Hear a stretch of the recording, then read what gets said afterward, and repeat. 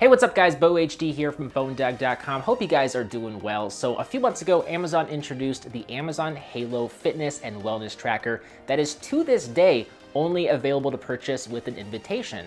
So I sent my early access request and it was approved a little more than a month ago now, and I've been using it ever since. What attracted me to this fitness tracker over the countless others that are on the market was its design, surprisingly. There's no screen, there's just a metal module for all the sensors and a fabric band that wraps over the top of the sensor. This fabric that goes over top of the module was surprisingly the main thing that made me interested in this product, because I do a fair amount of rock climbing, nothing too crazy, mostly just bouldering in a gym, but I broke my old Apple Watch just from smashing it against a rock. So because this band features no display and the module itself is somewhat protected from scratches and whatnot from the fabric, I'm able to rock climb without fear of damaging it. And I know it's a little bit of a niche concern, but at the same time, rock climbing is becoming more popular. And I have noticed that, well, there's not a lot of people wearing fitness trackers in the gyms that I've been going to. And I'm guessing it's because, you'll likely break like your screen, and most have screens. So you're likely going to expose it to damage if you're swinging from rock to rock. Now you can get the Amazon Halo in 3 different colors. Basically you get black, pink, and silver.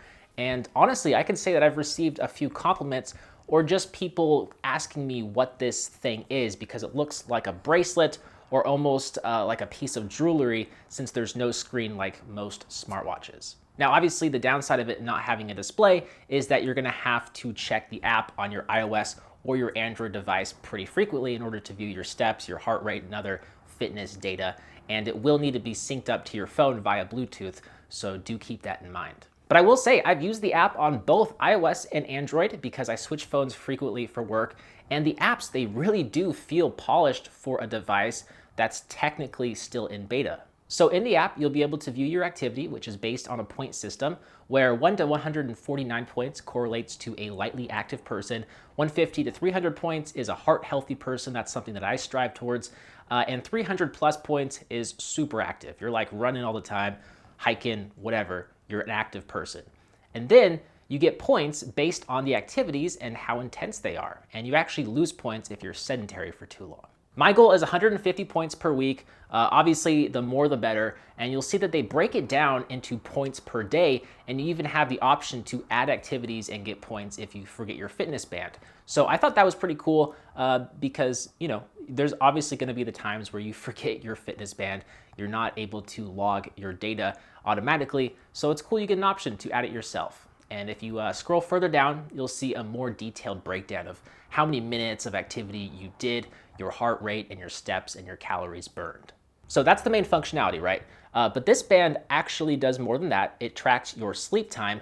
And it's worth noting that when you buy an Amazon Halo, you get a 6-month membership that's included that gives you a detailed sleep tracking analysis, as well as detailed activity tracking, body composition, tone analysis of voice, and various labs and workout challenges. So looking back at the sleep section, we'll see that this fitness tracker does a really good job breaking down exactly when I'm asleep or when I'm awake, my REM sleep, light and deep sleep.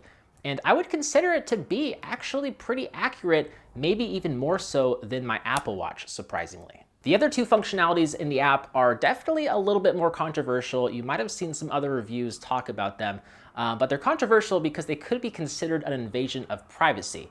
But they're definitely not required, so don't feel like you have to use them. The first is tone analysis. This feature supposedly analyzes your tone of voice throughout the day to determine how happy or sad you are throughout the day. Amazon claims your speech samples are deleted automatically after being processed, so no one ever hears them, so you can kind of take that for what it's worth.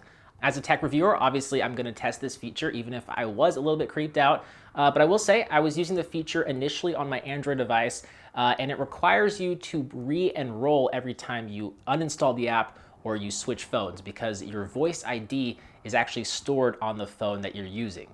But I found that it's actually not very accurate, and more than anything, it just killed my battery life. I could only get 1 to 2 days of battery life with this feature enabled, while I could get close to 5 to 6 days without the feature enabled. So, I mean, I just turned it off and I haven't missed it in all honesty. I just have not missed this feature.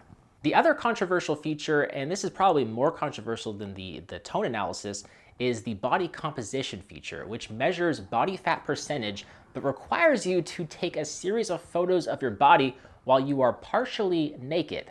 So once again, as a tech reviewer, I set out to test this feature, but I definitely felt ridiculous stripping down and taking photos of myself with my phone pointed right on me.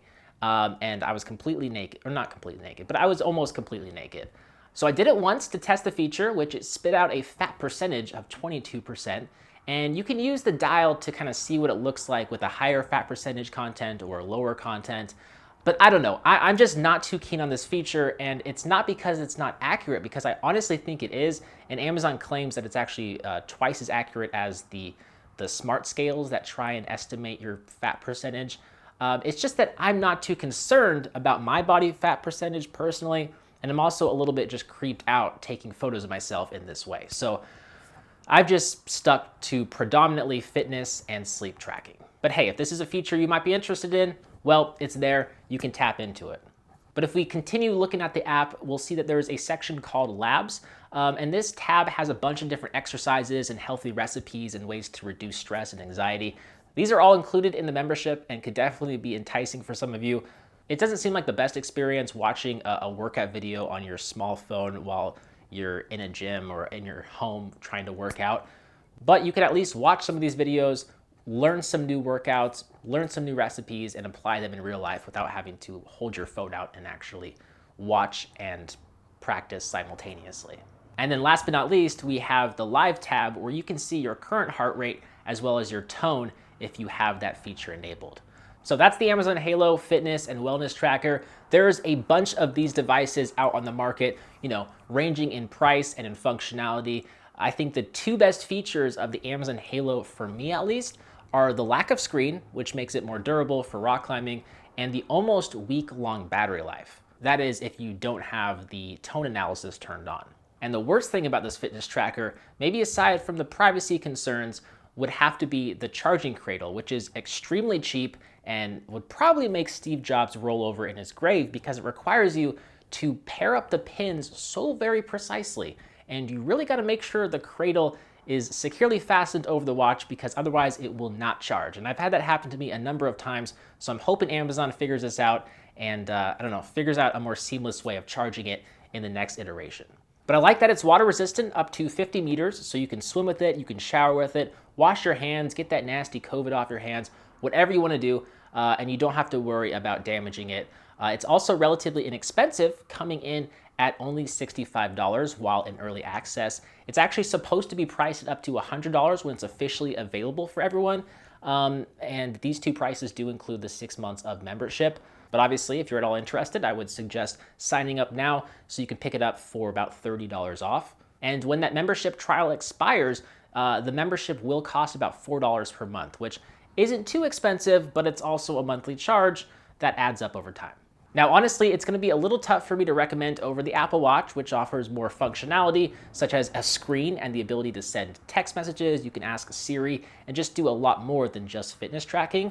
But for $65, even $100, this is a very good, inexpensive option for those of you who just want to track your fitness activity. And I keep mentioning it, but if you don't care about your privacy, it could be even more enticing to track your body fat percentage and your tone of voice. So I'll place a link to check out the Amazon Halo down below in the description if you're at all interested. If you enjoyed this review, please give it a thumbs up. Maybe consider subscribing for more reviews like it. As always, I'm Beau HD from PhoneDag.com. Thanks for watching. Hope you enjoyed this video, and I'll see you right back here in the next one.